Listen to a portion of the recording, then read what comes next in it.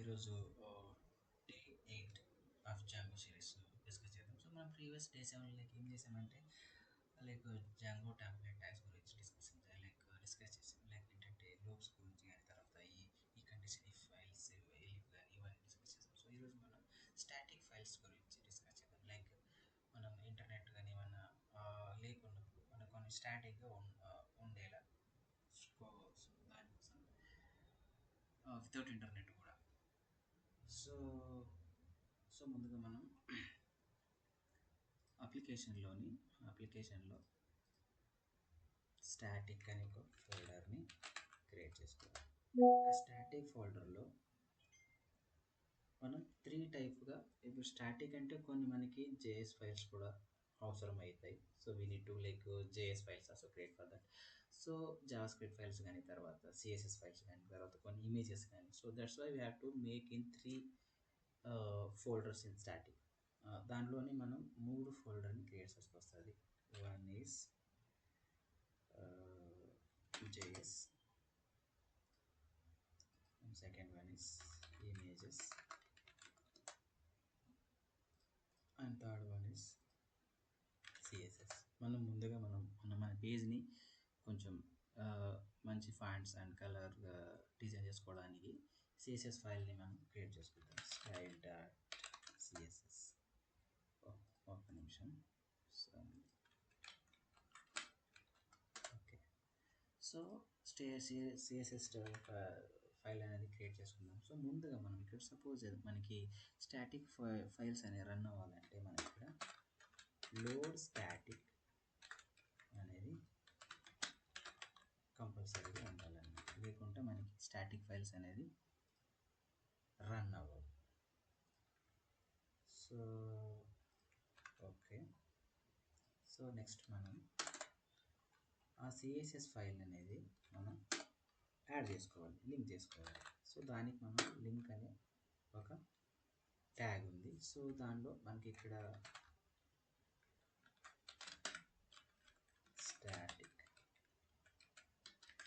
Static ఫోల్డర్లో ఉంది కాబట్టి తర్వాత సిఎస్ఎస్ ఫోల్డర్లో తర్వాత స్టైల్ అనే ఫైల్ సో యాడ్ చేసుకున్నాం.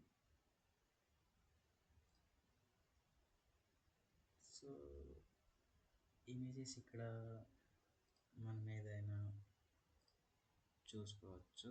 సపోజ్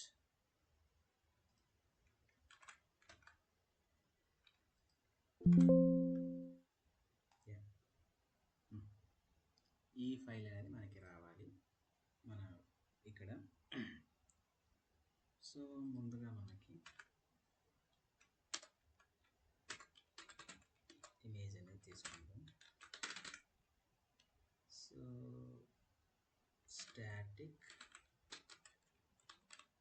ఇమేజెస్ డే 5 ఈ ఇమేజ్ అనేది రావాలి.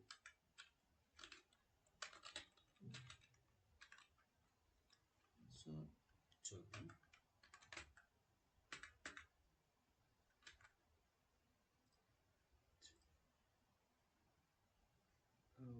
సమ్మర్ వచ్చింది. ఎర్రెంట్ అనేది చూద్దాం. Static images day 5 PNG.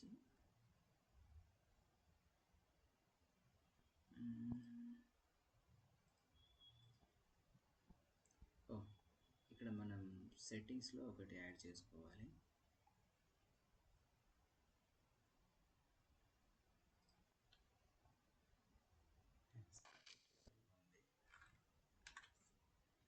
కరెక్ట్గానే ఉంది.